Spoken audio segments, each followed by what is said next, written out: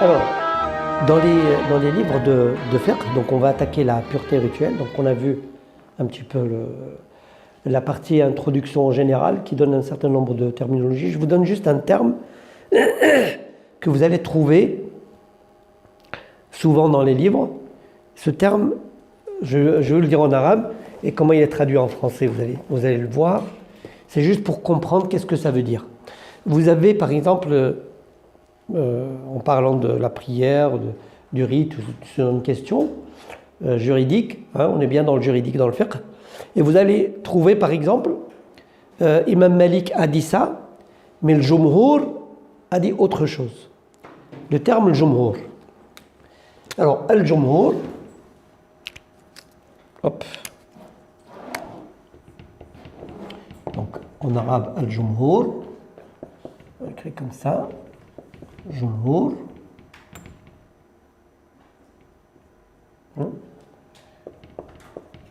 On traduit par la majorité. D'accord? Alors. Non, mais ça fait penser à Jumu'ah, à rassembler. Ah, non, ça, alors, c'est pas Jumu'ah, c'est le Jumhur. Oui, mais Voilà, ça ressemble, oui. Alors, Jumhur ou l'ulama veut dire la majorité. Et quand on dit le Jumhur ou l'ulama,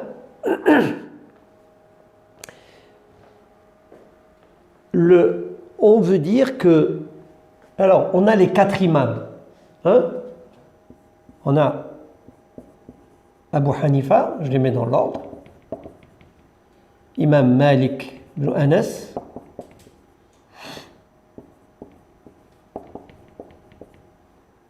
Donc vous avez Muhammad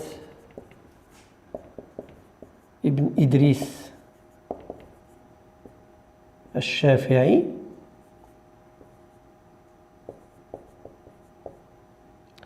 Et vous avez Ahmed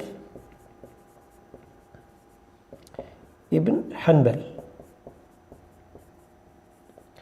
Je vous enverrai dans un petit document une biographie, voilà, succincte, comme ça vous avez une idée un petit peu de ces grands maîtres. Donc, dans les questions juridiques, donc vous avez ces 4 grandes écoles, vous avez d'autres, par exemple, Imam al-Awza'i, Imam Sufyan al-Thawri, al-Layth, ibn Sa'd. Vous avez comme ça de grands imams, autres, dont certains ont été des maîtres de cela, ou d'autres qui sont contemporains, hein, ou plus tard, qui sont venus après.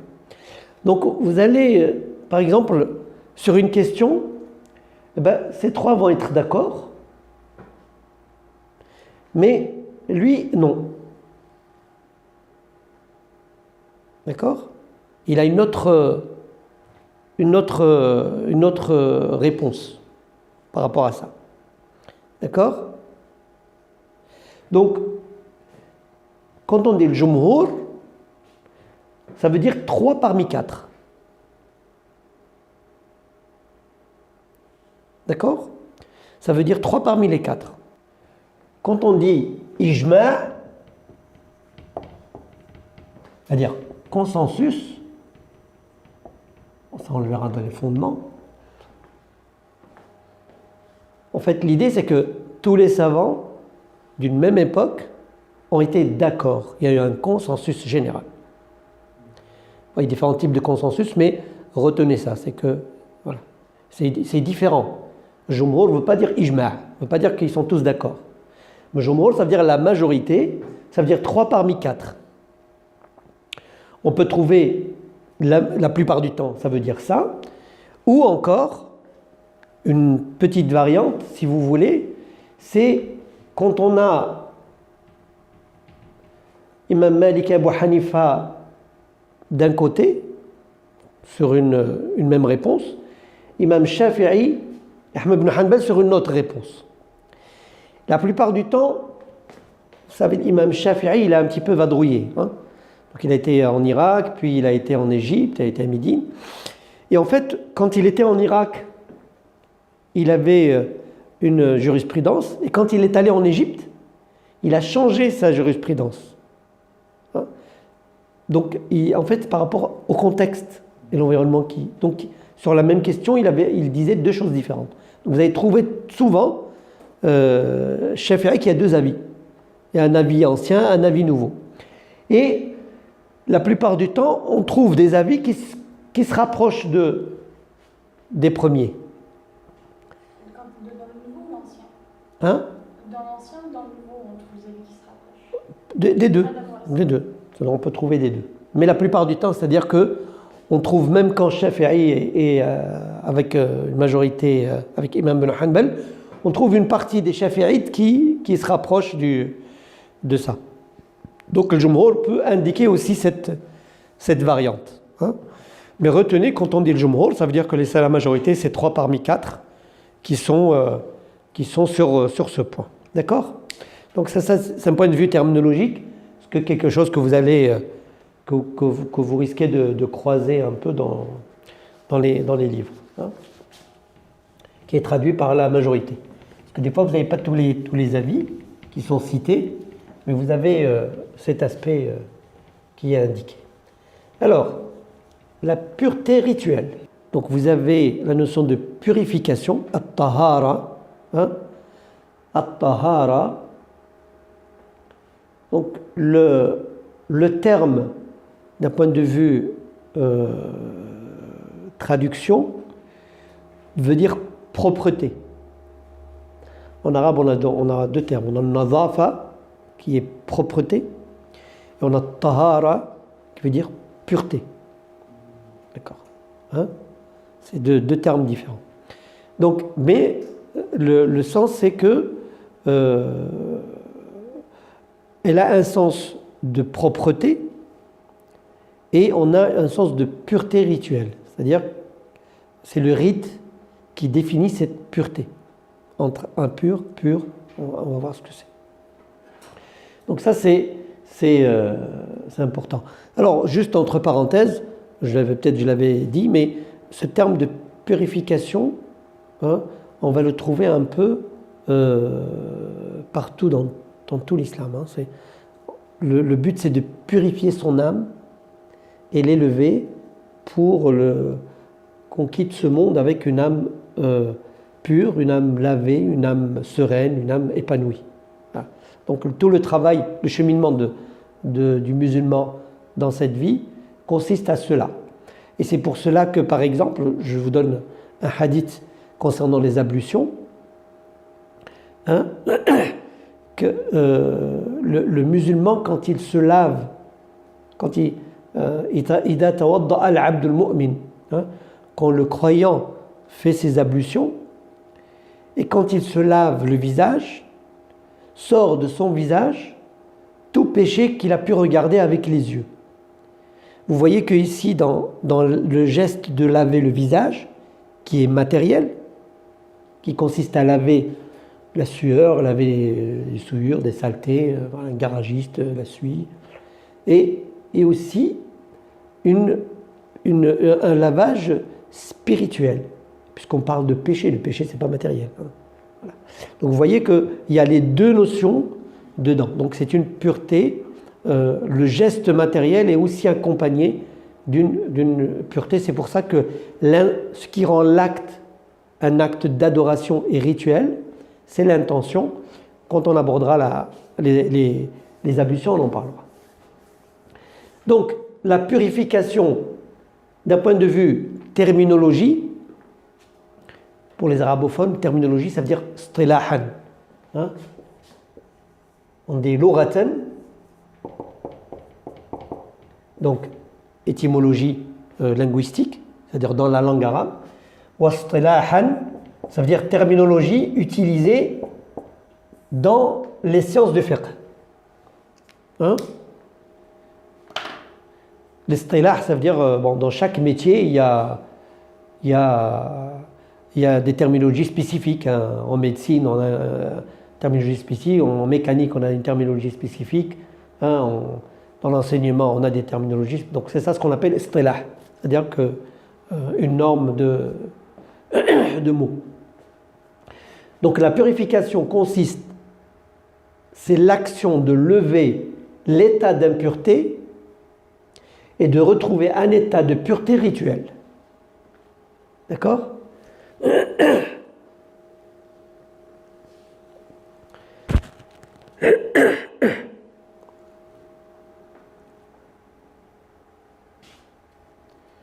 Donc c'est une pureté rituelle, donc c'est une qualité légale, c'est juridique. Hein. C'est-à-dire c'est la qualité de pureté va être attribuée d'un point de vue juridique pour dire est-ce qu'on a atteint cette pureté ou pas. Voilà. Donc comment on va lever l'impureté et atteindre un état de pureté? Donc on va définir qu'est-ce que l'impureté, qu'est-ce que l'état de pureté et avec quoi on va lever l'impureté pour passer de l'état impureté à l'état de pureté. Donc Allah subhanahu wa ta'ala dit, hein, donc dans sourate concernant les ablutions, Dieu certes veut éloigner de vous, innama yuridu Allahu an yudhiba ankumur rijsa ahlal bayt wa yutahhirakum tathira. Dieu certes veut éloigner de vous l'impureté gens de la maison et vous purifier pleinement. Dieu, en parlant à les anges, quand il parlait à Marie, il dit Inna Allah astafaki wa tahharaki wa astafaki ala nisa'il alamin. Dieu t'a élevé, t'a purifié et t'a choisi entre les femmes du monde entier. Vous voyez que la notion de pureté elle se retrouve dans pas mal de choses. On connaît la vie qu'a menée Marie, hein, une vie de chasteté, de prière et d'adoration. Hein, et elle a été comblée par Allah subhanahu wa ta'ala et choisie pour porter Jésus, un des prophètes. Donc, l'impureté, alors, les catégories de purification. Donc, on a deux types d'impureté à lever, ou d'état d'impureté, on va dire état d'impureté plutôt. Le premier, c'est l'état de hadath, hein?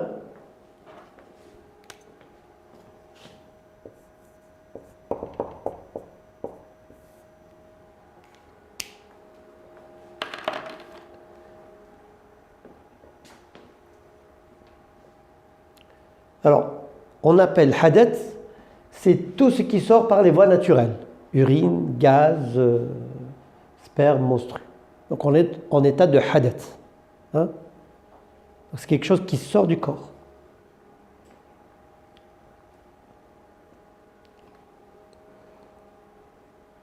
Donc cet état de hadath empêche d'accomplir les actes rituels, bon, on verra lesquels, et lever, on peut lever, donc pour faire la prière, hein, on va lever cet état de hadath avec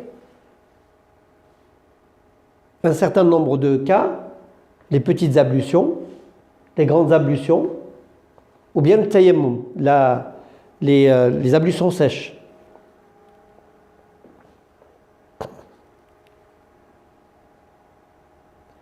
Donc al-wudu, al-ghusl, ou bien le tayammum, hein, avec le sable ou la pierre.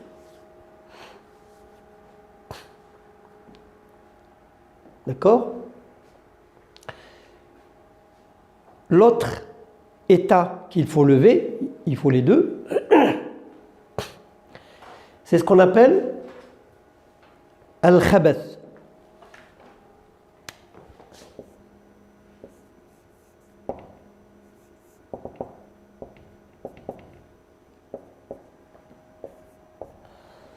Taharatul hadath wa taharatul khabath.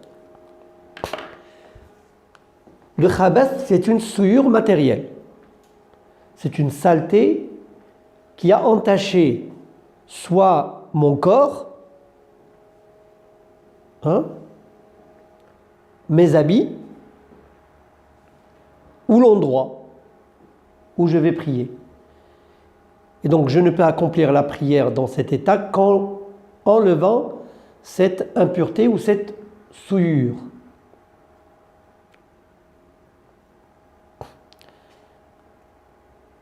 Donc, vous voyez, il y a une différence. Le khabath vient de l'extérieur. Et le hadath part de l'intérieur, va vers l'extérieur. Hein?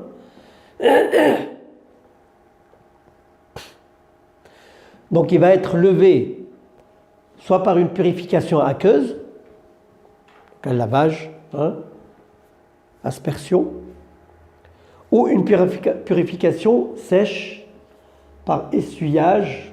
Si on dit essuyage, pas grave, les néologismes, vous les acceptez, jusqu'à vérification, ou par frottement, hein, c'est-à-dire voilà, quand on ne peut pas laver, on frotte avec une pierre ou avec voilà. L'istijmar. Istijmar. On dit istijmar. En fait, c'est l'utilisation de la pierre. Est-ce que vous savez ce que c'est?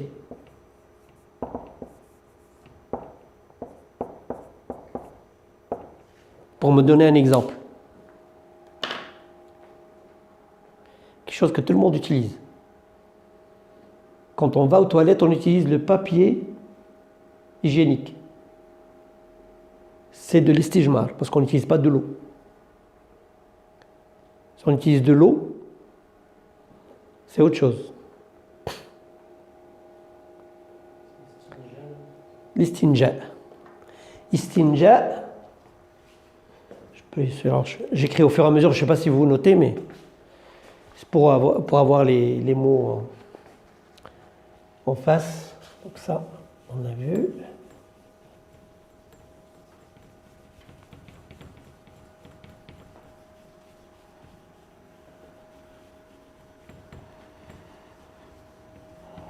C'est vrai que j'achète une brosse.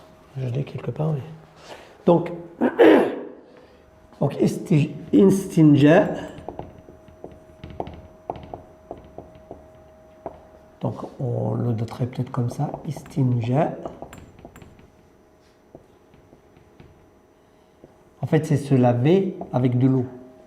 Hein, quand on va aux toilettes, par exemple. Istijmar. C'est utiliser les ablutions sèches. Hein. Donc, des fois, vous êtes en voyage, vous avez que du papier ou une pierre. Voilà. Bon, ce qui est courant chez nous, on va dire le papier, hein, ce qu'utilisent certains. Ça va jusqu'ici? Alors, là, c'est une partie qu'on trouve toujours dans les livres de fiqh, c'est catégoriser les eaux avec lesquelles on va se purifier.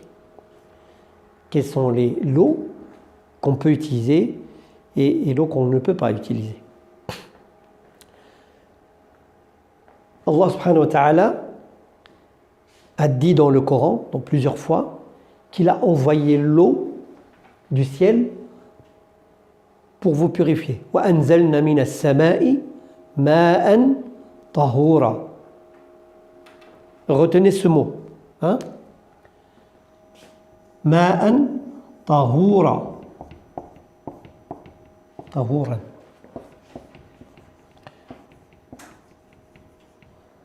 D'accord? Tahour. Alors, j'ai par habitude de mettre un accent circonflexe quand on rallonge en arabe.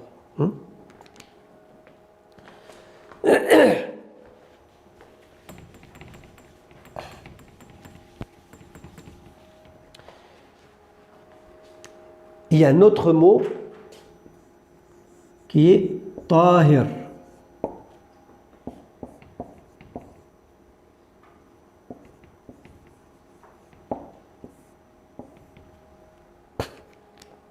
D'accord?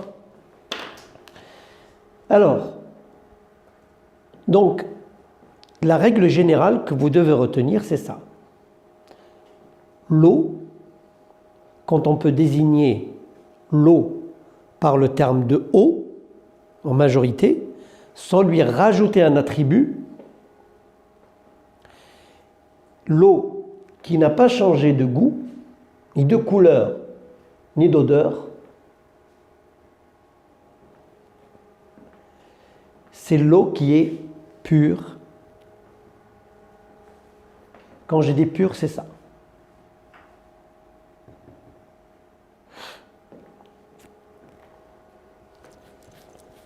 Alors, non.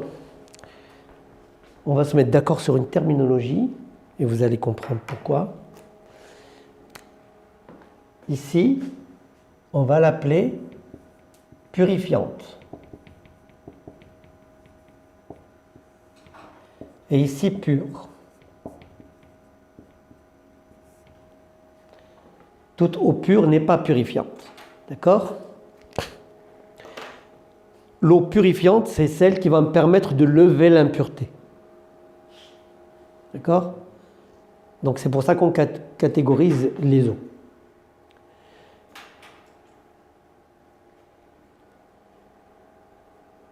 Voilà.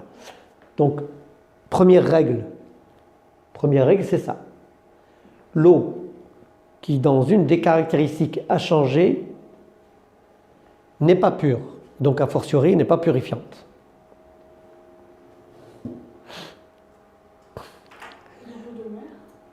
Alors, on va aborder justement. Voilà, elles sont là. Donc, ça, c'est les caractéristiques générales, parce qu'après, on va rentrer dans les détails pour ne pas se perdre. Ça, c'est une grosso modo. Exemple, l'eau gazeuse. Il a changé, donc je ne peux pas me laver avec. Même si je lave, je peux me laver. Mais voilà, je ne peux pas laver mes habits avec.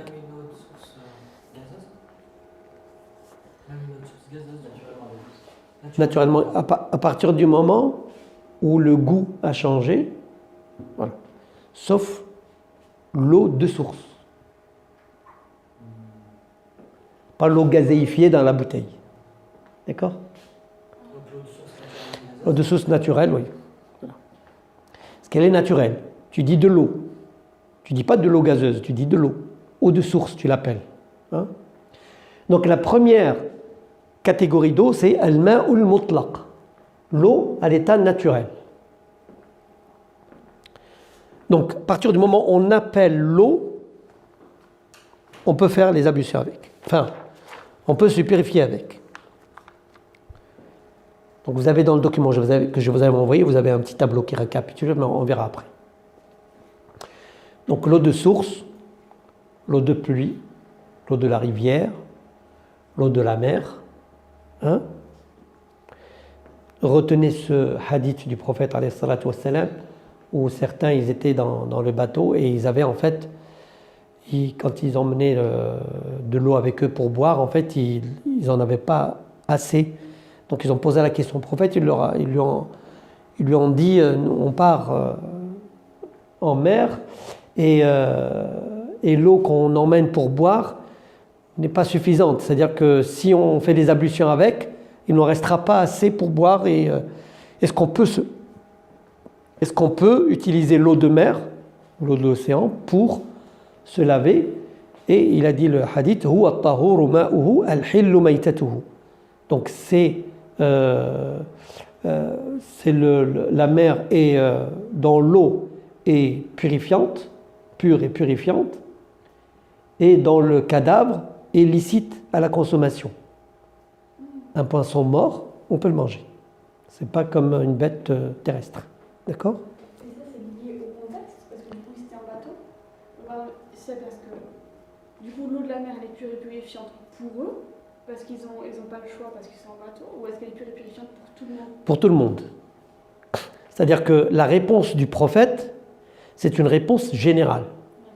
Il ne leur a pas dit pour vous, parce qu'il a désigné une caractéristique de la mer. Il a dit la mer est, par définition, tahur, son eau est pure et purifiante, d'une manière générale. Donc vous pouvez l'utiliser pour tout, ce que vous voulez. Consommer, laver, faire des ablutions, purifier, laver des habits ou autre. Voilà.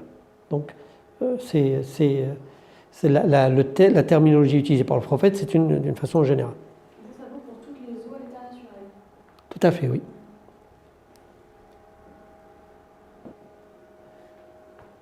Alors, vous avez... alors, comment il l'a répertorié ? Ici, vous avez ce qu'on appelle l'eau usagée. Alors, C'est ça, al-ma'u al-musta'mal, l'eau usagée.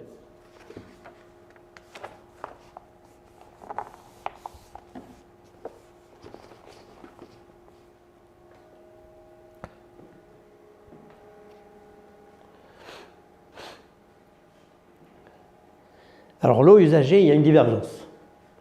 C'est quoi l'eau usagée? C'est-à-dire, je vous donne un exemple. Zacharia, ça tombe bien, tu as une barbe. Donc tu fais tes ablutions, hein, d'accord? Tu as pris un récipient pour faire tes ablutions. Donc tu as fait tes ablutions et tout. Et puis ta barbe est mouillée. Et donc au lieu de prendre de l'eau, tu prends l'eau qui est là et tu passes sur ta tête. Ça, c'est de l'eau usagée. Parce qu'elle est tombée après avoir lavé le visage. Voilà. Donc le statut de cette eau, est-ce que je peux l'utiliser ou pas? Donc, selon la majorité, voilà, donc il y a une divergence, c'est pour ça que je dis la majorité. Donc le plus simple, c'est de toujours la majorité, soulignez-le parce que c'est l'avis que vous allez prendre en fait. Hein. Après, des fois, on prendrait un autre avis, mais grosso modo. La majorité disent que si c'est une eau pure et non purifiante. Et là, vous allez trouver cette divergence parce que vous allez prendre un autre livre de Saïd Saber, par exemple. Pour lui, il se base sur un hadith où quelqu'un, justement, a fait ce geste, l'exemple que j'ai donné à Zacharia, et il a utilisé comme ça. C'est pour ça que le mot pur et purifiante, vraiment, voilà, c'est comme ça. Tahirun, ghayru mutahhir. Hein? C'est pour ça que tahur est le terme utilisé pour purifiante. Hein? Donc tahirun, hein, mais ghayru mutahhir. Il n'est pas utilisé pour lever l'impureté. Donc, juste pour qu'on soit clair, ça veut dire que la majorité considère que le fait de prendre l'eau de la barbe et d'essuyer la tête, c'est pas bon pour l'ablution. Voilà, pas seulement j'ai donné l'exemple de l'eau, mais c'est-à-dire l'eau qui a été utilisée après avoir fait des ablutions ou le ghusl. L'eau qui reste, par exemple, si tu as fait dans ta douche, tu avais un récipient, tu t'es lavé et puis l'eau est revenue dans le seau sans qu'elle soit touchée par une impureté. Hein? C'est-à-dire qu'elle est encore l'eau, c'est juste que tu l'as utilisée en fait. Il y a une divergence là-dessus. La majorité considère qu'elle est pure. Tu peux la boire, par exemple, mais elle n'est pas purifiante. Elle ne lève pas l'impureté du hadeth pour faire la prière, par exemple, pas faire les ablutions. Hein? C'est ça la différence. C'est pour ça qu'on adjoint les deux, pure et purifiante. D'accord? Nous avons le quatrième. Alors après, quand je dis la majorité, c'est qu'il y a un avis qui dit qu'on peut l'utiliser. Voilà. La majorité, voilà. Jumhur, ils disent non. Alors, c'est pour ça que dans ces avis-là, on peut voir le Jumhur et voir l'avis, et puis dire, voilà, lequel je choisis. Si je suis coincé dans des cas, je peux opter pour cet avis, puisque je sais qu'il existe. C'est ce but. Hein. C'est pas que tu es dans la nécessité et tu fais rien. Tu dis, le Jumhur, il a dit, non, c'est pas dans ce sens. C'est-à-dire dans l'état habituel, voilà. Quand on parle de non purifiante, c'est non purifiante pour tout. Alors, non purifiante, ça veut dire qu'elle ne lève pas l'impureté, le hadeth, pour faire l'adoration. Par exemple, prenons un cas où, pour nettoyer un endroit où je vais prier, il faut une eau purifiante pour nettoyer un... Oui, c'est ça. Cette eau-là, elle n'est pas purifiante. Voilà, elle n'est pas purifiante. L'eau mélangée à un corps pur. Hein? L'eau mélangée à un corps pur. La farine, quelque chose qu'on utilise souvent. Tu vas faire tes grandes ablutions. Du savon. Moussé. Donc ça, c'est ça un corps pur, c'est-à-dire par essence il est pur. Hein. C'est pas du vin par exemple.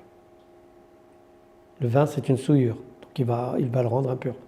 Donc c'est un corps pur, des feuilles qui tombent.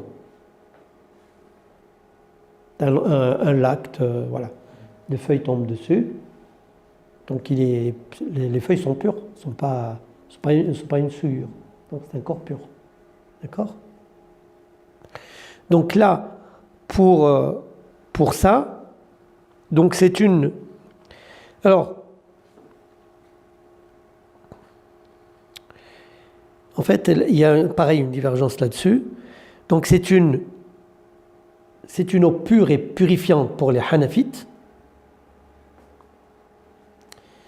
et non purifiante pour Shafi'i et Malik. D'accord? Alors, Non purifiante, enfin l'avis majoritaire.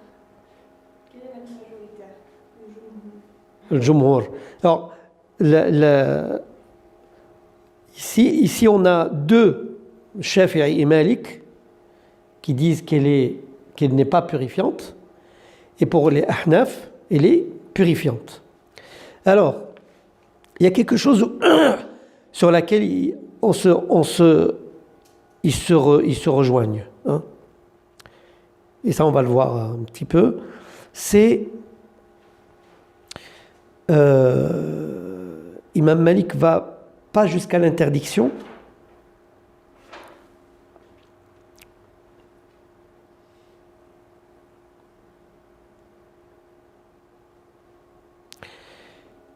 il dit que c'est répréhensible. D'accord? Alors, et quand est-ce que c'est répréhensible? C'est-à-dire, là on parle d'une petite quantité d'eau où il y a dedans quelque chose de pur. Parce que la grande quantité d'eau, ça on va après. La grande quantité d'eau n'est pas souillée par une petite chose. Hein. Là on parle d'une petite quantité d'eau qui est touchée par un corps pur. D'accord? Donc Imam Malik il dit qu'elle est répréhensible. Parce que c'est petit, donc le rapport, il est... Voilà. Hein? Donc ça c'est une règle de l'imam Malik. Voilà. En fait, pourquoi on a ces approches?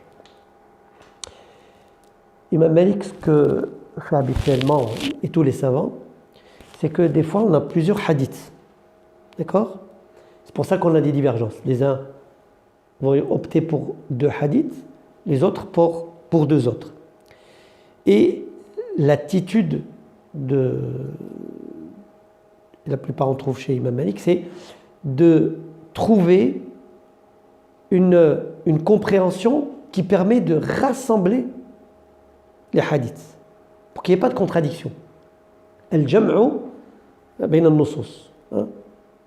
C'est-à-dire que d'apparence, quand on lit le hadith et on lit l'autre, on dit que ils sont contradictoires. Mais on peut trouver un sens où ils sont convergents. Et c'est comme ça que les savants essaient, que ce soit dans l'explication du Coran ou autre, de converger les textes, de comprendre le texte avec le texte et de trouver... voilà.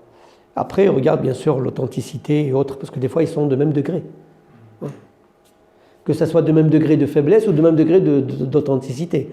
Et des fois, ils disent pas la même chose. Apparemment. D'accord? Donc, pure, non purifiante, mais purifiante pour l'imam Abu Hanifa. D'accord? Et c'est qui, pour l'eau usagée, lui-même qui estimait que c'était pas pure et non purifiante? L'eau usagée, ça doit être l'imam Shafi'i, il me semble. Ouais. On verra dans le tableau récapitulatif, comme ça vous l'aurez. Le tableau que j'ai essayé. Pour lire tout ça et les regrouper, j'ai fait un tableau pour que ce soit plus simple à se repérer. Alors, vous avez aussi, pourquoi l'imam Abu Hanifa se base, dit qu'il est purifiante. Vous savez que le prophète, alayhi salatu wassalam, quand sa fille Zaynab est décédée, donc il a dit aux femmes qu'il a lavé, il leur a dit lavez-la avec de l'eau et parfumez l'eau. Hein. Quand vous la lavez, quand vous aurez fini, vous me dites pour que je rentre. Donc ici, c'est un hadith qui permet en fait de purifier l'eau. C'est pour ça qu'on parle de quantité d'eau et que le corps pur qu'on met dedans, il est en petite quantité et il ne change pas l'eau en tant que telle. C'est-à-dire qu'on la désigne toujours par le terme eau. Parce que en majorité, c'est de l'eau. On ne va pas dire que c'est que du savon ou c'est que de la mousse. Si on dit c'est que de la mousse, ça veut dire que c'est plus de l'eau. Hein? Vous voyez, quand on désigne par ce qui est majoritaire. Donc c'est pour ça que les savants utilisent cette façon de dire. À partir du moment où on dit c'est de l'eau, même s'il y a un petit truc dedans, ça reste de l'eau. Le quatrième type, c'est l'eau qui est touchée par une impureté. D'accord ?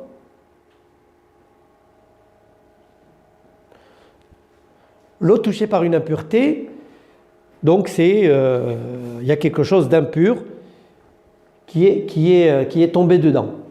Hein? Ça peut être un cadavre dans un puits, une bête morte, ça peut être une urine qui est quelqu'un uriné dans un lac, dans la rivière, ou ça peut être du sang, ça peut être tout ça peut une impureté, une saleté qui est tombée dans l'eau. Donc ça c'est les catégories. Le statut, al-hukm, hein, le statut c'est le hukm. C'est-à-dire cette eau, qu'est-ce qu'elle a comme statut, hein? Donc là l'introduction on l'a déjà vu. Donc pure et purifiante, pure et non purifiante et impure. C'est quoi la différence? Pure et purifiante, ça veut dire je peux utiliser pour tout. Ablution comprise, rituel compris.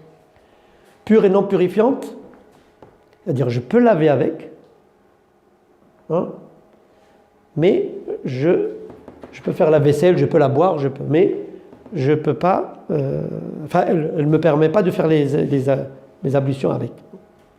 Impure, elle est valable pour rien. D'accord? Alors, le récap, je ne sais pas si vous allez voir quelque chose là-dessus.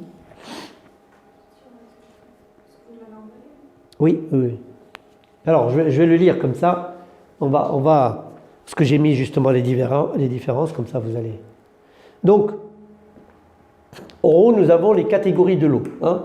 Nous avons l'eau à l'état naturel, al-ma'u al-mutlaq, l'eau usagée, l'eau mélangée à un corps pur en petite quantité, hein, l'eau touchée par une impureté. Donc ici, j'ai pure et purifiante. Donc la définition, c'est que cette eau peut être utilisée pour la nourriture et la boisson, peut être utilisée pour lever l'état d'impureté spirituelle et matérielle. Hadath wal khabat. Pure et non purifiante, donc peut être utilisée pour la nourriture et la boisson, parce qu'elle est pure, ne peut être utilisée pour lever l'état d'impureté spirituelle et matérielle. Hein, ce qu'on disait tout à l'heure. Impure, elle ne peut être utilisée pour la nourriture et la boisson, et ne peut être utilisée pour lever l'état d'impureté spirituelle et matérielle. D'accord? Donc voilà le statut de ces eaux. Alors, maintenant, est-ce que l'eau à l'état naturel est pure et purifiante? C'est oui. Hein? Est-ce qu'elle est pure et non purifiante? Bon, c'est non et c'est non puisqu'elle est oui ici. Hein? C'est la totalité. D'accord? L'eau usagée. Donc, c'est Ra'il Jumhur, hein, je n'ai pas mis l'avis des Hanafites. Donc, l'eau usagée, donc c'est l'eau retombant après les ablutions ou le ghusl. Donc, elle n'est pas pure et purifiante. Par contre, elle est pure et non purifiante. Hein. et n'est pas impure. Maintenant, l'eau mélangée à un corps pur en petite quantité. Donc ici, il y a une condition. Donc, elle est pure et purifiante tant qu'elle porte le nom de eau. C'est-à-dire que ce qui est dedans n'altère aucune de ses propriétés, ni goût, ni odeur, ni couleur. D'accord? Pour les malikites, makruh, répréhensible. Hein? Mais ils l'autorisent. Ça veut dire que c'est autorisé mais déconseillé. Voilà. C'est ça.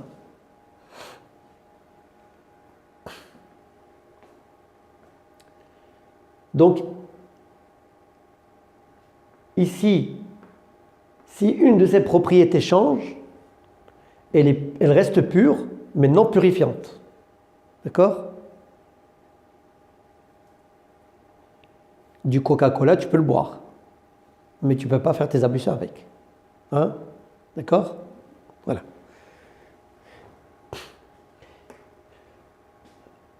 Donc, elle n'est pas impure, parce qu'il y a dedans un corps pur, c'est toujours de l'eau. L'eau touchée par une impureté. Alors, pour l'imam Malik, elle reste pure et purifiante si aucune de ses propriétés change. Donc toujours le même principe, si l'odeur, le goût ne changent pas, ça veut dire qu'elle reste toujours à l'état d'eau. Hein? Donc même s'il y a quelque chose qui tombe dedans.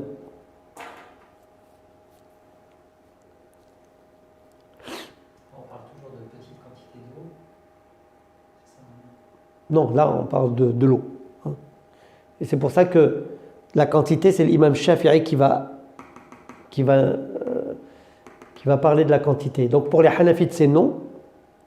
Mais pour l'imam Shafi'i, il dit إذا بلغ الماء القلتين, donc si l'eau atteint le niveau de 2 jarres, alors une jarre, il considère, alors en termes, c'est 60 cm de diamètre, de hauteur et de profondeur. Voilà. Donc je ne sais pas ça fait calculer combien de volume ça fait. Pour dire, c'est-à-dire que si la souillure tombe dans cette quantité d'eau, l'idée c'est que quand j'ai une grosse quantité d'eau, même l'impureté qui tombe dedans n'a pas d'effet. Voilà. Est-ce qu'on peut en gros, par exemple, je sais pas moi, s'il y a un cadavre qui tombe dans une quantité d'eau importante, et après on le retire, elle est encore pure et purifiante ou pas? C'est ça l'exemple. Voilà. Alors il y a un hadith, c'est que le prophète il y avait un puits où il y avait des bêtes qui tombaient, où les gens jetaient n'importe quoi, hein, et il restait l'eau, il leur disait qu'ils pouvaient l'utiliser. Il se base sur ces hadiths justement. Bi'r Ba'ouda, je crois. Bi'r Boud'a. Non, par exemple, je sais pas s'il y a du sang qui tombe dans de l'eau.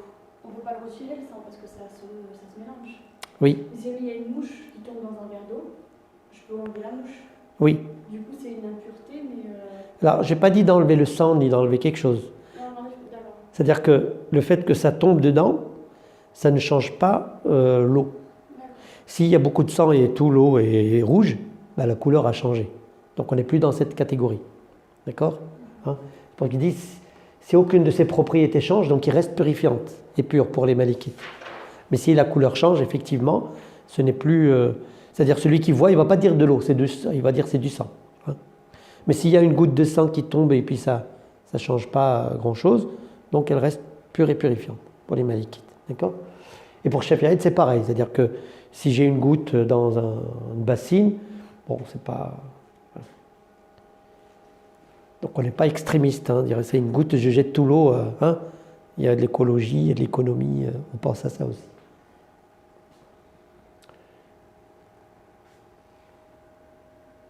Voilà, donc c'est la règle, elle est là. Voilà, elle est impure. C'est-à-dire qu'on passe de là à là si c'est une des propriétés change, puisque elle est impure. Voilà. D'accord?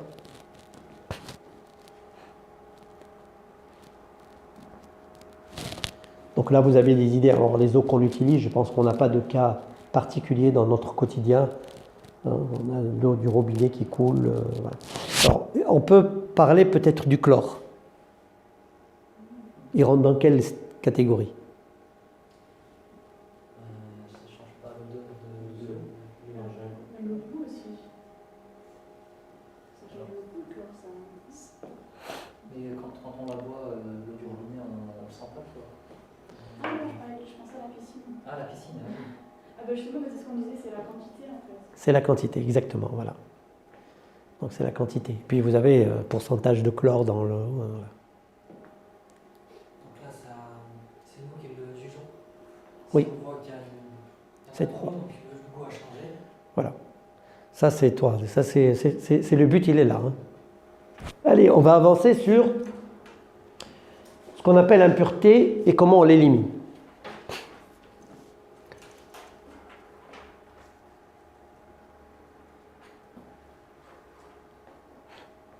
Donc on va justement revenir à ça. Donc définition, c'est l'impureté, c'est une saleté ou une souillure que le musulman doit enlever et laver lorsque celle-ci le touche. En règle générale, on essaie d'être propre tout le temps en ayant nos ablutions. C'est une protection. Hein? Dans nos habits, on est propre quand on va au travail, quand on va avec les amis, quand on sort. Donc on se lave, donc c'est devenu quelque chose de normal. Hein. Bon, je dirais c'est dans les mœurs, c'est une éducation. Après, certains n'ont peut-être pas eu cette chance, mais voilà. Quand on ne sait pas une chose, si elle est pure ou impure, par défaut, toute chose est pure. C'est la pureté originelle. Hein? D'accord? Tu ne vas pas aller faire des analyses sur tes trucs à chaque fois pour dire s'il est pur ou impur. Hein. On ne va pas entrer dans ce détail. Hein? Je me rappelle quand j'étais venu étudiant, on avait une liste d'ingrédients, le E425, le E245, le E300, machin. On avait du mal à manger parce que il y avait des E partout, quoi. Dans toute chose. Hein? Alors que le principe, c'est quand quelque chose est usiné, elle change de caractéristiques. Istihalatun najasat, ce qu'on appelle. Hein, la transformation des souillures par une opération chimique ou biochimique, voilà, qui change d'état. Voilà. Alors, les types d'impuretés qu'on peut avoir, donc il y a celles qui sont, on va dire, communes. Enfin, il n'y a pas de divergence, et celles qui suscitent des divergences, on s'arrêtera sur une ou deux.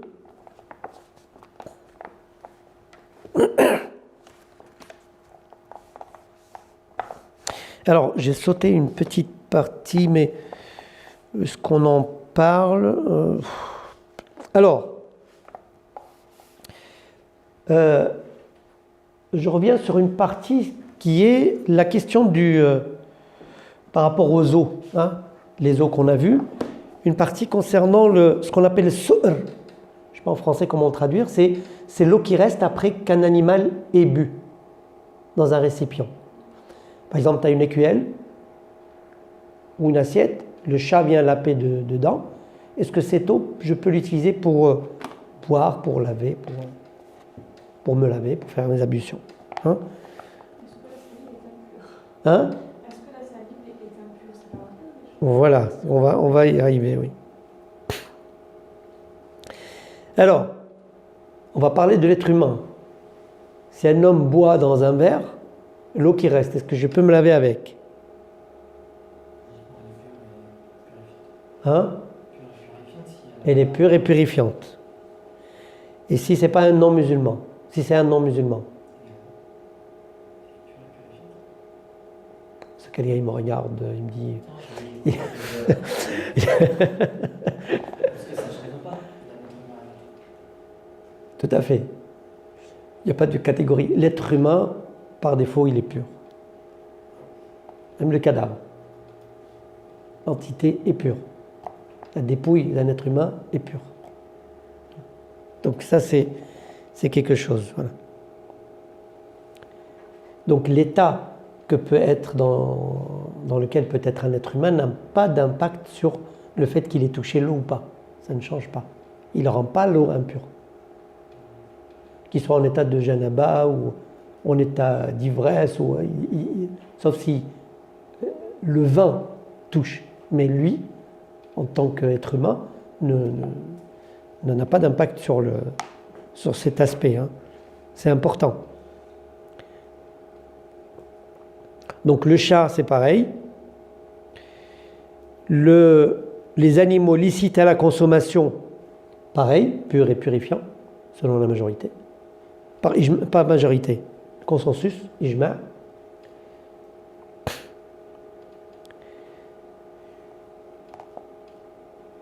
Et vous avez une divergence sur le mulet, enfin les animaux domestiques qu'on ne mange pas et les animaux sauvages. D'accord ? Les animaux qui ne sont pas comestibles, mais qui sont domestiques, comme l'âne, le mulet, autres. Et les fauves, les rapaces. Donc pour la majorité, c'est pur et purifiant. Hein ?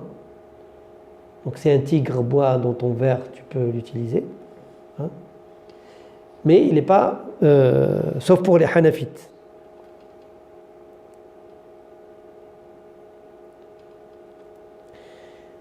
Quant aux chiens et le porc. Donc bon, Cheikh il dit qu'ils sont impurs. Hein. Il y a une divergence pour l'imam Malik, le chien est pur dans tous les cas. Donc ça c'est un avis à prendre parce que on vit dans un pays avec 30 millions d'amis. Donc ça va être compliqué de prendre un autre avis que l'imam Malik. Donc les types d'impuretés qu'on peut avoir, donc c'est bon pour ça. Alors je pense que c'est rare, sauf ceux qui ont des chiens ou des chats à la maison. Moi j'en ai 2 à la maison, mais bon, on ne boit pas dans le même verre. Mais ça peut arriver, donc à savoir, l'exemple, tu as mis une bassine parce que l'eau est coupée, hein, et puis ton chat il vient boire dedans. Tu peux te poser la question justement. Voilà. Donc, ou un chien, pour celui qui a un chien. Voilà. Le hadith concernant le chien, c'est que le prophète il dit que si le chien lappe dans un récipient, on le lave 7 fois et la dernière avec de la terre. Voilà. Ça c'est le hadith qui existe par rapport au chien. Le porc il est impur d'une manière générale pour la majorité, c'est-à-dire il n'y a pas de ijma, c'est-à-dire pour tout le monde, il n'y a pas de différence. On verra quand est-ce qu'il y a de différence concernant le porc, pareil, on y arrivera. Concernant le chien, ce hadith-là, c'est une question sanitaire en fait. Il a dit ça. Est-ce que c'était en termes de pureté ou en termes de santé pour éviter de... Oui, c'est une question de santé, c'est pas parce qu'il n'aimait pas les chiens. Voilà. Parce qu'il y a d'autres hadiths qui parlent de chiens, de ne pas les acheter, les vendre et autres. Enfin, ça c'est d'autres considérations qu'on pourra voir plus tard, mais c'est le contexte dans lequel le prophète a dit ce genre de hadith, c'était un contexte à Médine où il y avait beaucoup de chiens errants. Ça devenait dangereux, question de sécurité pour la ville, où il a ordonné de les tuer. C'est pas parce qu'il n'aimait pas les chiens. Hein. Un chien qui a la rage, sa salive peut être... Ah oui, on ne parle pas des maladies, ça c'est pour tout le monde. Mais je parle d'une manière générale. Hein. Ici, par exemple, tu habites dans un HLM, tu montes dans un ascenseur, il y a 2 chiens, ils te touchent, tu fais quoi? Tu refais tes ablutions, tu remontes. C'est compliqué. Alors que l'imam Malik, pour lui, le chien, que ça soit sa salive et autres, c'est pur. Donc c'est un avis qui nous voit bien. Donc pas de problème. Les Ahnaf, le chien peut te toucher, sauf sa salive qu'il faut laver. Hein. Mais l'imam Malik qui se base sur le chien, par exemple, sur le verset qui dit que quand on va à la chasse, le chien il va rapporter le gibier et il ne nous est pas demandé de laver le gibier.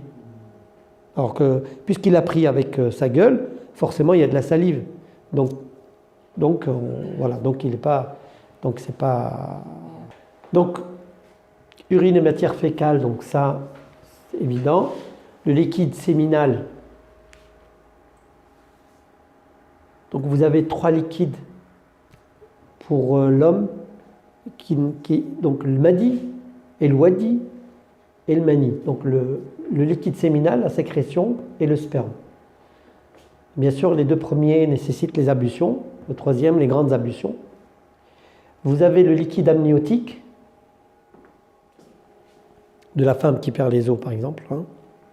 Vous avez le sang qui coule, ça peut être des menstrues, les loquis. Après, vous avez le pus en grande quantité, en petite quantité, il est permis.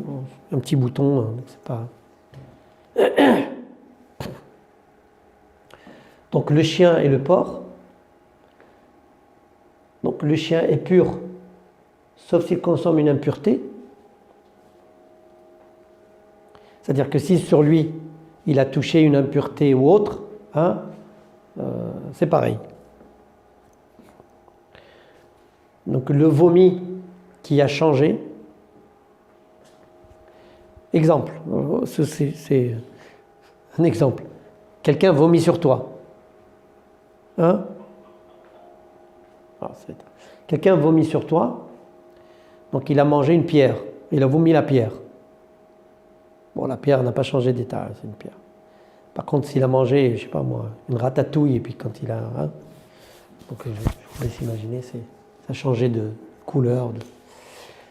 Le cadavre, donc la bête morte, crevée, on ne parle pas de la bête égorgée rituellement, donc qui est morte, un cadavre.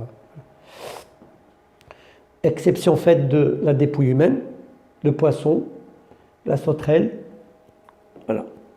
Juste sur le vomi, ça casse les ablutions aussi? Oui, si ça touche, ça salit. Mais sans parler de toucher, le fait de vomir, Oui, est-ce que ça... si tu régurgites. Mais le fait de vomir, tu laves et puis c'est tout. Ça ne change pas les ablutions. Ça t'oblige pas à refaire tes ablutions? Parce que j'avais entendu ça. On va y arriver des conditions d'exigibilité, d'annulation des ablutions au fur et à mesure. Parce que bon, encore rien. Là, on est juste en train de déterminer l'impureté et comment on l'élimine. Voilà. Donc je pense que la majorité, alors est-ce qu'on a d'autres dans notre environnement qui ne s'est pas cité? Parce qu'il y a des divergences entre ces impuretés. Hein?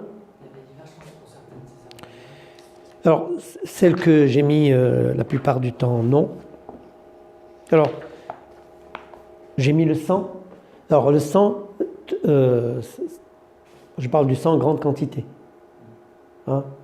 C'est pas le sang en petite quantité, je sais pas moi. Tu es infirmier, voilà, et tu as une petite tache de sang. Voilà. D'habitude, on dit qu'il ne dépasse pas le pouce ou une pièce de... comme ça. Voilà. Et puis qu'il faut le sang qui coule vraiment. Donc, comme par exemple des menstrues ou voilà. Quelqu'un qui saigne, une blessure, qui saigne beaucoup, par exemple. C'est pareil. En petite quantité, c'est pas considéré impureté. Parce que je sais que il y a beaucoup de gens, moi je vois, ils rentrent du travail. En fait, il ne fait pas la prière dans la journée parce qu'il considère les habits de travail comme impurs pour faire la prière. Alors qu'il est dans un chantier où il n'y a aucune... la poussière ou ce qu'il touche, en fait, il n'y a pas d'impureté. Il y a pas de... Il considère lui, donc c'est une erreur parce qu'il ne fait pas la prière à cause de ça. C'est pour ça que c'est important de savoir quelles sont les limites par rapport à ça. Alors après, bon, je passe des avis, vous y trouverez, exemple, si tu écrases un moustique,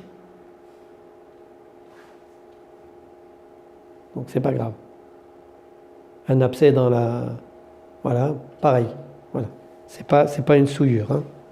C'est en petite quantité toujours. Bon, les savons, vous savez, ils vont dans des choses qui sont... Donc je vais parler des moustiques, après le reste, il y a parlé d'autres choses, mais voilà. Et par exemple, le fait de saigner du nez, c'est pareil, c'est en fonction de la quantité. Pardon, Le fait de saigner du nez, pareil. c'est en fonction de la quantité. Oui, ça dépend de la quantité, oui.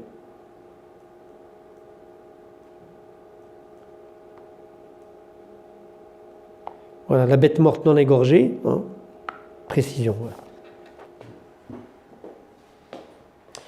Alors, une particularité pour alors l'alcool évident, parce qu'il est impur d'une manière générale. Et vous avez sur les peaux tannées, vous avez des divergences. Voilà. Donc, je reviens à la peau du porc. La peau des fauves, à but d'utilisation, donc on peut, hein, elle est pure. Elles sont pas impures. La peau des cheveux, enfin vous savez ce que c'est la peau tannée, hein. Dabr, c'est-à-dire qu'on a utilisé un produit pour tanner la peau. Hein. Comme les sacs en cuir. C'est ça, voilà. Donc, la peau des chevaux, mulets, ânes ne peut être purifiée. Pour Malik, le tannage purifie. Alors, vous avez une divergence des savants concernant le porc. La majorité considère qu'elle ne peut être purifiée. Et Imam Malik considère qu'elle peut être purifiée avec le tannage, hein, qu'on change, ce qui fait qu'on peut l'utiliser. Alors, il y a quelques restrictions dans le sens où si on a une besace faite avec de la peau de porc, hein, donc on peut y mettre de l'eau, puisque l'eau n'est pas... l'eau, c'est elle qui purifie, elle ne peut pas être souillée par la peau. Par contre, ce qui est solide dedans ne peut pas être souillé. Par contre, des choses liquides, donc il y a toute une répréhension ou interdiction dans le sens de mettre du liquide dans les peaux tannées. Par exemple, si on est hanafite, on ne peut pas utiliser les peaux tannées ou une veste en cuir ou les chaussures en cuir de porc, ce qu'on voit par exemple. Pour Imam Malik, c'est possible puisque c'est du solide, hein, quand tu mets une veste, donc il n'y a pas de souci par rapport à ça. Hein. Alors, je le dis parce que la définition des types d'impureté va intervenir aussi dans tout le fiqh. C'est-à-dire le fait de vendre, d'acheter par exemple, parce que ce qui est interdit à la vente, à l'achat, à l'échange commercial, c'est les impuretés. Ça fait partie des interdictions. Donc ce qui fait, on réétudie la même chose. Est-ce que les défenses d'éléphants, on peut les vendre, acheter? Est-ce que les peaux des ours, les peaux quand on fait du vison, on fait les manteaux, les sacs, crocodiles, hein, les chaussures crocodiles, c'est de la peau. Voilà. Donc selon, vous voyez que donc c'est pareil, ça revient à se dire ce genre de choses. Hein.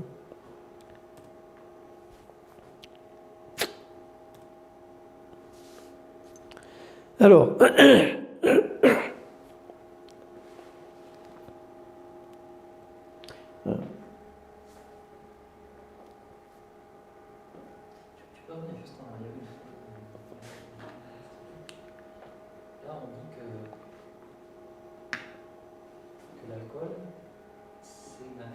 oui. Parfois, on utilise de l'alcool pour nettoyer le sol. Des produits avec des détergents. Alors,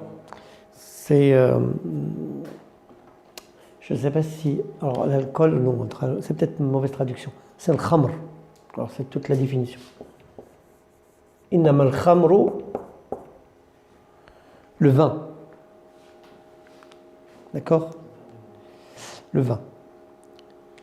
Par contre, c'est une bonne réflexion, il faudrait que je demande, parce que l'alcool, un produit chimique, mais parce que justement l'alcool purifie, on l'utilise en médecine partout, enfin purifie, aseptise, pour ne pas utiliser le terme de purifie. Non. Innama al-khamru wal maysiru rijsun min amali shaytan. Le vin et les jeux de hasard sont une souillure, c'est une...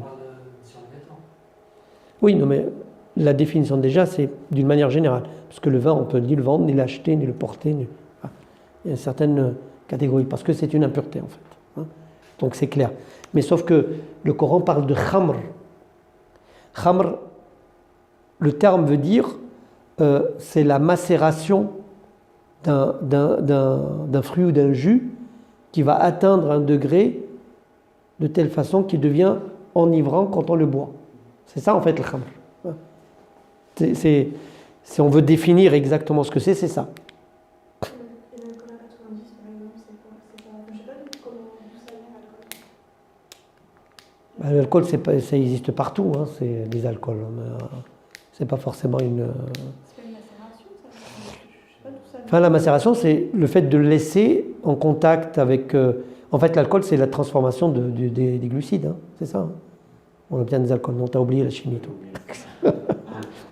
Vous avez oublié la biochimie. Oui, c'est une transformation, c'est-à-dire que quand on laisse longtemps, en fait, c'est une réaction chimique qui donne de l'alcool, en fait. Voilà. Mais par exemple, l'alcool à 90, comment on le crée?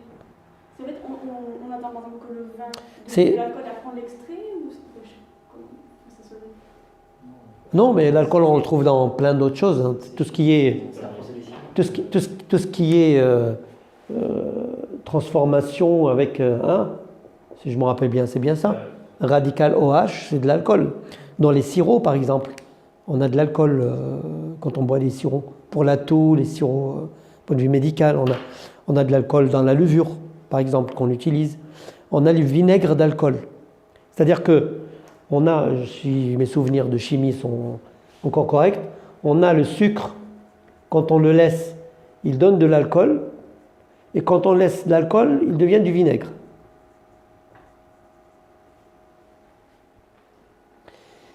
Cette transformation, le vinaigre est halal. Il n'y a pas de différence vinaigre de vin, vinaigre d'alcool, c'est-à-dire à partir du moment qu'il a changé, c'est du vin aigre, vinaigre. Donc c'est plus de l'alcool en fait, c'est plus du vin. On dit du vin qui a tourné, c'est ça, hein, je ne suis pas spécialiste, mais c'est les termes qu'on utilise. Voilà. Et du coup, là, dans le Coran, le terme qui est interdit, c'est l'alcool qui vient de la macération. Voilà, le khamr, c'est-à-dire les choses qui enivrent. Du coup, l'alcool, le détergent, quand on l'utilise, C'est permis parce que par défaut, il est pur. d'accord. Dans l'état naturel, il est pur. Ce n'est pas issu d'une transformation. Par contre, là, effectivement, utiliser l'alcool comme terme, est-ce que moi j'ai mal? Est-ce que je regarde, qu'est-ce qu'il a, Cheikh Monsef, qu'est-ce qu'il a? Est-ce qu'il a utilisé autre chose? S'il a mis l'alcool.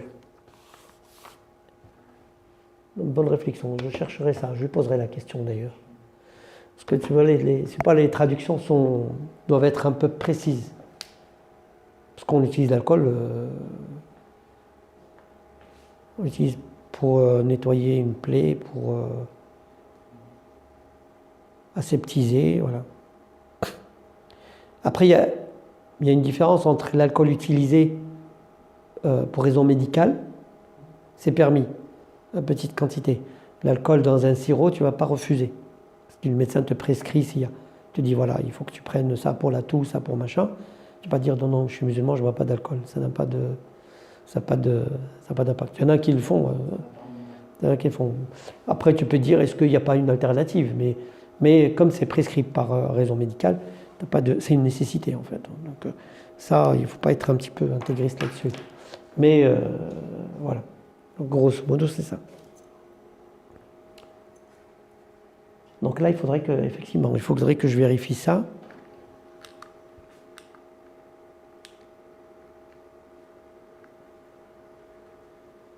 Alors, on finit avec cette diapo. Donc, l'élimination de l'impureté. Donc, règle générale, l'impureté doit être éliminée sur le corps, les habits ou l'endroit. Et on a vu que la purification du récipient lavé par le chien consiste à le laver. Voilà. Donc l'imam Malik, il dit le chien est pur, que ce soit sa salive ou autre. Et ce hadith qui parle de quand le chien lappe, on lave 7 fois le récipient et une fois avec la terre, il lui dit que c'est un acte fait par adoration. Ce n'est pas un acte de purification. D'accord?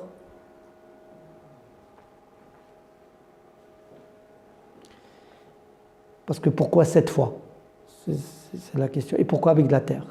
Voilà. Parce que c'est une façon de faire un peu particulière. Je considère que c'est un rite rituel.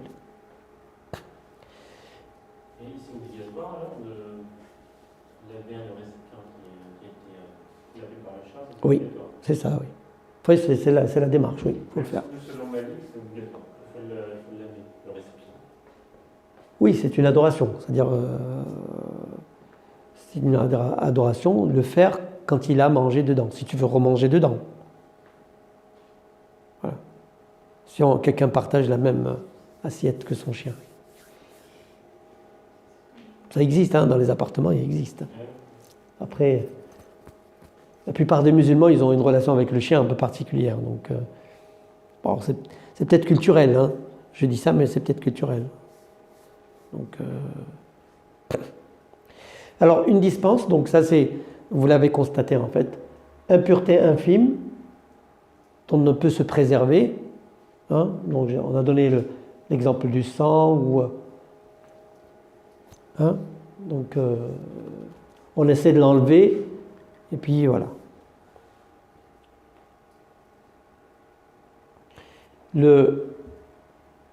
Pour la maman, l'urine du nourrisson qui est encore en train d'être allaité n'est pas une impureté. Voilà. C'est pas grave.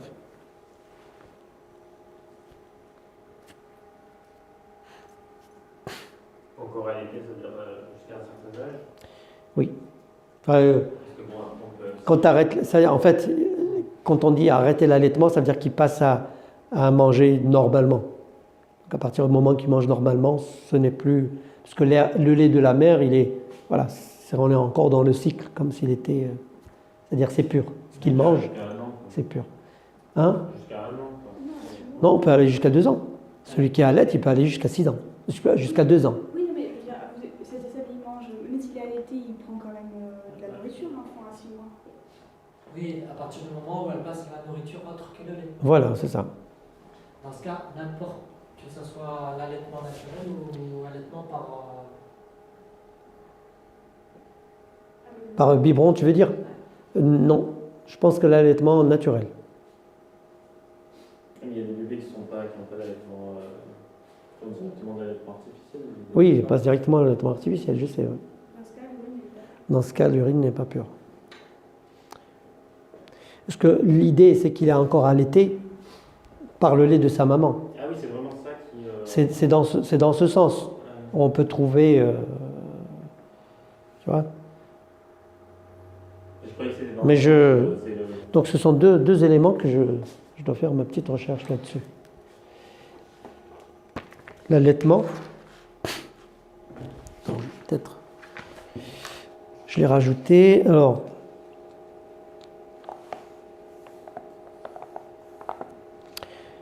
Donc, qu'est-ce qu'il dit, Cheikh Faisal? Il dit la purification de l'urine du nourrisson garçon. Je ne sais pas pourquoi il précise garçon. Qui ne mange pas encore d'aliments, donc nourri exclusivement au lait, il suffit alors de l'asperger d'eau sans avoir à le laver. C'est-à-dire, tu as un peu d'eau, tu asperges, et puis voilà, pas de l'urine. Par contre, exclusivement au lait, il faut que je vérifie si c'est du lait maternel ou du lait artificiel d'une manière générale.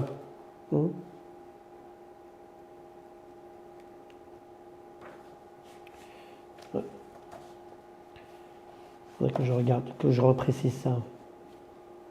Il ne le précise pas plus. C'est le fait d'avoir d'autres aliments que le lait, en fait, c'est ça.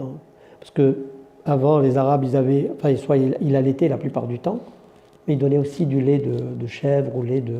Ils avaient de. Là, on a du lait de biberon un peu fabriqué. On a du lait pour les prémas, c'est-à-dire de la banque de lait. C'est du lait maternel aussi. Hein?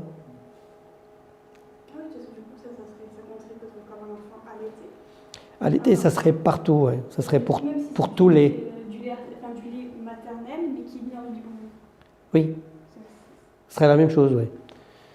Ça serait, oui. Mais bon, c'est une bonne réflexion à voir. Donc le lait, allaité, je poserai la question. C'est un but instructif. Et ce que tu m'as dit, c'est l'alcool. L'alcool, comment détergent, on va dire, c'est ça, hein?